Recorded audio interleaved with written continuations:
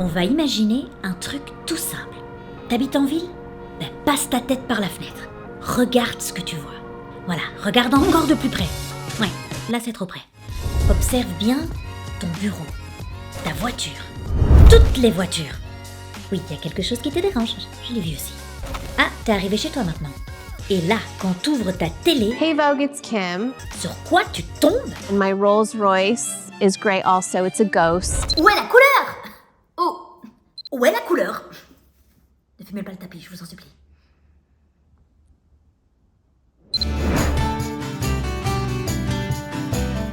Bonjour à tous, bonjour à toutes et bienvenue dans ce tout nouveau Ce qu'on ne vous a jamais dit. J'imagine que vous l'avez remarqué, il y a de moins en moins de couleurs dans le monde, dans notre environnement. Et évidemment, il y a beaucoup de trucs à dire sur ce sujet. Avant de commencer, je vais vous présenter le sponsor de la vidéo et fidèle partenaire de la chaîne. It's a ghost. C'est CyberGhost. Et ici, le Ghost, il est vraiment bien coloré. Il est jaune, tu peux pas le rater. Il est jaune like gold, donc ça tombe bien, puisqu'il est leader mondial avec plus de 38 millions d'utilisateurs. Il va te masquer ton adresse IP, il va chiffrer tes données et rediriger ton trafic internet via un tunnel VPN.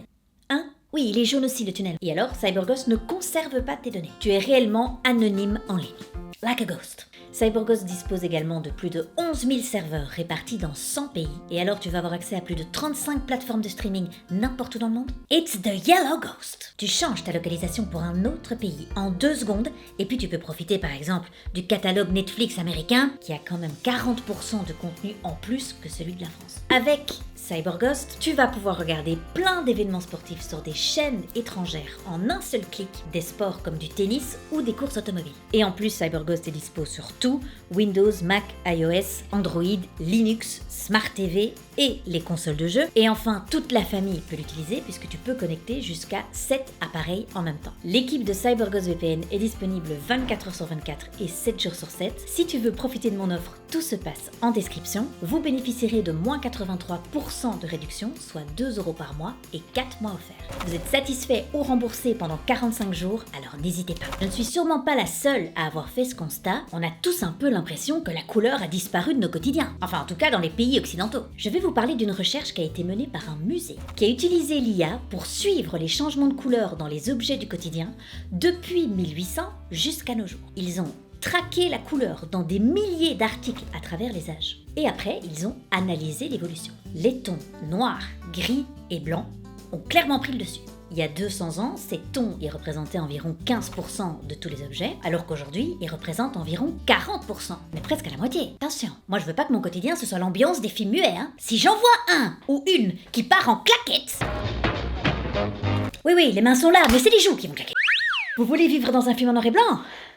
J'ai De Niro, mais non, c'est nouveau. Juste, regardez nos voitures. En 2020, 70% des voitures produites mondialement étaient blanches, noires ou grises. 50% étaient noires ou blanches. Là où toutes les autres couleurs, donc le rouge, le jaune, le vert, ne représentaient que de 6 à 10% du marché. Il n'y a qu'à regarder la photo d'un parking dans les années 70 ou les années 80 et un parking aujourd'hui.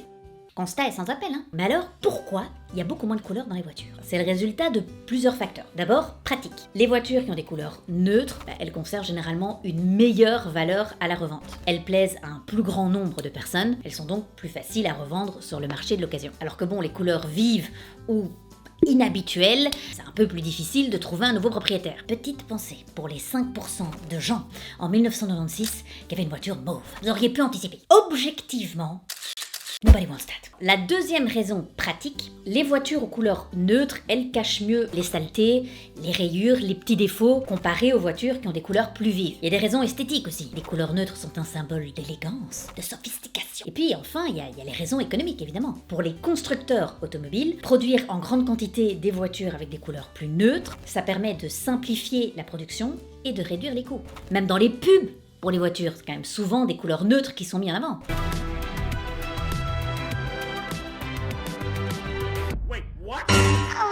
Le fait qu'il y ait une dominance de ces couleurs, c'est une volonté à la fois des consommateurs et des constructeurs. Il n'y a plus couleur, hein ? Il n'y a plus...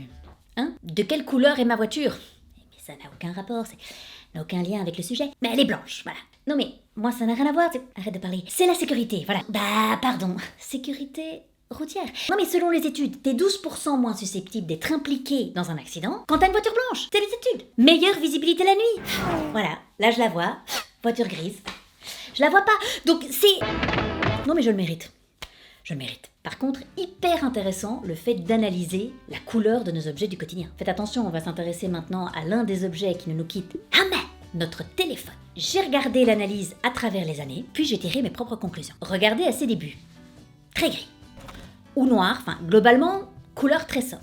Pourquoi ? Selon moi, parce que du début du siècle jusqu'à la Deuxième Guerre mondiale, ah ben t'avais pas envie qu'il ressorte dans ton intérieur, non. Les coups de téléphone à l'époque, c'était essentiellement 3 choses. Allô ? Alors, prépare ton baluchon, take your baluche. Tu pars au front. Have a good life. Projetez-vous quand même un petit peu, hein. On pouvait potentiellement t'appeler à 14h02 pour partir en guerre. Toi, tu ne le sais pas, tu t'apprêtes à aller bouffer une glace. Ah, changement de programme.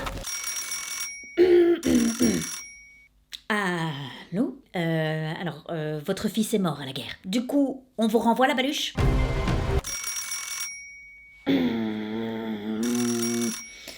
Allô ? Alors, rien à voir avec la guerre. Ah, mais ta grand-mère est morte. C'était ça tes 3 options de merde ! À partir des années 60 jusqu'à 80, par contre c'est autre chose. Le téléphone, mais il est coloré, tu vois plus que ça dans la baraque. Pourquoi ? Ah bah parce que quand on t'appelle pour aller fumer ou aller te faire tatouer une fleur sur le cul, évidemment que tu décroches. Allô ?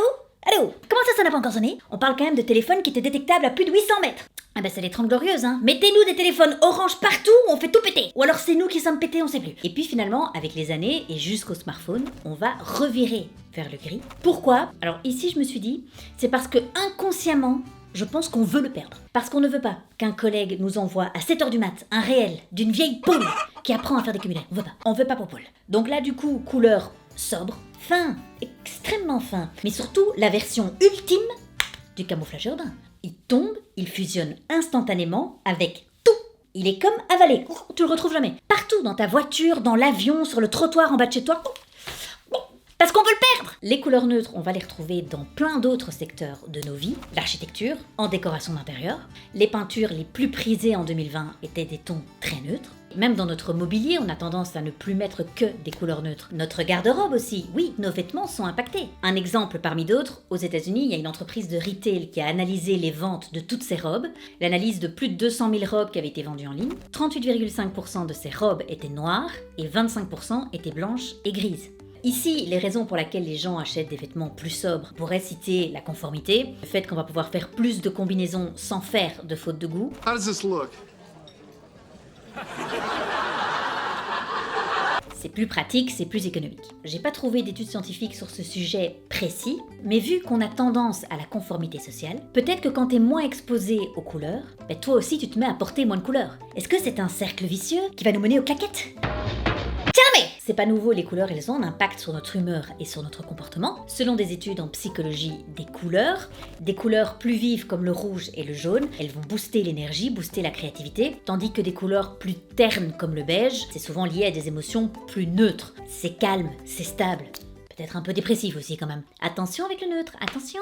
Sur n'importe quelle ligne mort, qu'on me trouve un mec, une meuf, oui, un poney, peu importe, qui aurait prononcé ces mots. J'ai aimé ma vie.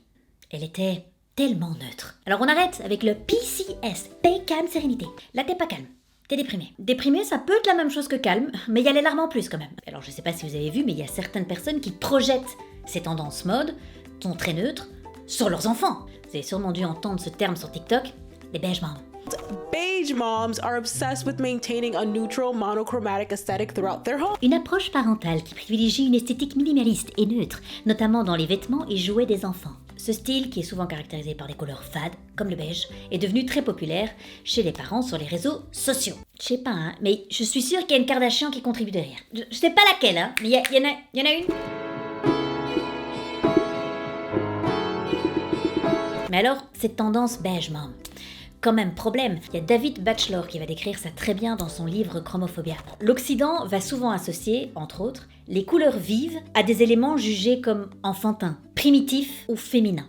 Cette perception, elle participe à l'idée de dire que les couleurs vives, c'est superficiel, c'est irrationnel, tandis que les couleurs sobres sont perçues comme plus sérieuses, plus adultes, plus intellectuelles. Peut-être que c'est ce qui arrive quand on grandit. On ressent moins de joie. Déjà, je pense que c'est une énorme connerie. Je perds ton âme d'enfant, tu perds tout dans la vie. Mon avis, hein. Mais allez, les enfants, c'est quand même leur plus beau souvenir. Ma jupe bleue et fuchsia avec des papillons dessus. Une horrible jupe. Mais je comptais les papillons, c'est ça qui compte. Foutre à des gosses que des vêtements et des objets beige, ça peut les priver de stimulation sensorielle et créative. Les couleurs vives, c'est crucial pour le développement sensoriel et cognitif des enfants. Ouais, il est super calme, tu sais. Non, quand c'est calme et larmes qui coulent, c'est autre chose. D'ailleurs, la tendance à vriller, on les appelle les sad beige mom. Bienvenue dans le nouveau mal du siècle. Et puis de toute façon, c'était quoi le next step? Réfléchis, si dans l'absolu tu dois emmener ton gosse quelque part, partout où tu veux dans le monde. Je sais pas, tu l'emmènes au Costa Rica voir les oiseaux aux 1000 couleurs, ou tu l'emmènes au bord d'une rivière, je sais pas. Tu choisis quand même pas de le foutre sur une dune, perdu en plein milieu du Sahara. Faut regarder quoi? T'observes le beige, à beige. Partout, du beige. Et on fait quoi? Bah rien, t'observes, il fait 63 degrés. Et demain, on fait quoi? Demain, l'Antarctique. Même chose, mais blanc. Blanc, blanc. Un ours, il est blanc. Blanc. Un phoque, attention, il est pas blanc. Attention, regarde pas. Bon allez, les gris clairs, ça passe. Complètement malade, hein. Faut arrêter. Je suis à ça d'ouvrir une chaîne YouTube pour se réacclimater à la couleur. Voilà. On inspire bien fort. Voilà. Allez. Je sais, on a déjà perdu la moitié des participants. Certains se sont évanouis, d'autres convulsent. Ah ouais, ça c'est la réaction au verre pop-om. C'est peut-être trop d'un coup là, non? J'ai une bonne nouvelle. Il semblerait que la couleur commence à revenir dans certains secteurs. Bon, pas dans les logos d'entreprise malheureusement. Non, regardez l'évolution d'Apple, de Samsung, de HP. HP qui a d'ailleurs tout arrêté carrément. Ouais, tu sais quoi, mets 4 barres et ils se démerderont. C'est à nous de deviner. Par contre, dans les bureaux, dans les espaces de travail, la tendance commence à changer. Les entreprises comme Google, Apple ont transformé leurs bureaux en intégrant des couleurs vives et dynamiques pour stimuler la créativité et améliorer le bien-être de leurs employés. On va rendre les environnements de travail plus attrayants. Ils se sont rendus compte que bon, il fallait raviver l'énergie, les employés étaient en demande de ça aussi. C'est crucial pour tout le monde, et d'autant plus encore dans des secteurs d'innovation. Une preuve que la Silicon Valley s'était fait prendre à son propre jeu. Bah oui, on crée ça, on crée Instagram très propre, très clean, pas très coloré. Sauf que bon, maintenant ils doivent un petit peu commencer à penser au prochain truc pour nous niquer. Sauf que maintenant, plus de couleurs nulle part, donc ouais, bah maintenant eux ils sont calmes, nous on est aussi juste calmes, ça marche moins bien. Mais je m'inquiète pas, je pense que la couleur va revenir. Regardez sur les tapis rouges, mais les gens vont vouloir ressortir, la couleur va revenir. Regardez les défilés 2024, la couleur va revenir. Chaque période peut avoir ses couleurs, mais ça change. C'est pas anodin qu'il y ait eu un boom de couleurs juste après-guerre. Les gens étaient optimistes, les couleurs c'était la soif de vivre, c'était la soif de célébrer. Alors oui, on vit dans une époque où il y a une forme de repli, une sorte de neutralité émotionnelle sûrement, la couleur va revenir. Rien que pendant la pandémie, les gens ils ont voulu donner plus de couleurs à leur intérieur. La couleur va revenir. Parce que la couleur, comme l'espoir, elle peut parfois s'effacer, mais elle disparaît jamais vraiment de nos vies. Elle est toujours là et elle est prête à revenir quand on ouvre ses yeux et son cœur. Tout comme l'espoir, elle revient toujours, même après les moments les plus gris. And my Rolls Royce is grey also, it's a ghost. Merci à tous, c'est la fin de la vidéo, j'espère qu'elle vous a plu. Si c'est le cas, mais likez-moi ça, mais faites-moi tourner cette vidéo, qu'on fasse revenir la couleur, merde. Merci encore à CyberGhost d'avoir sponsorisé la vidéo. N'hésitez pas à profiter de mon offre. It's a ghost. Moins 83% de réduction, soit 2 € par mois et 4 mois offerts. Tout ça pour naviguer safe en ligne. Toute la famille peut se connecter, jusqu'à 7 appareils en simultané. À vous les contenus exclusifs et vous serez totalement incognito en ligne. En plus, c'est satisfait ou remboursé pendant 45 jours, donc foncez. Et nous on se retrouve dans 2 semaines pour une nouvelle vidéo. Je vous dis à très vite. Ciao!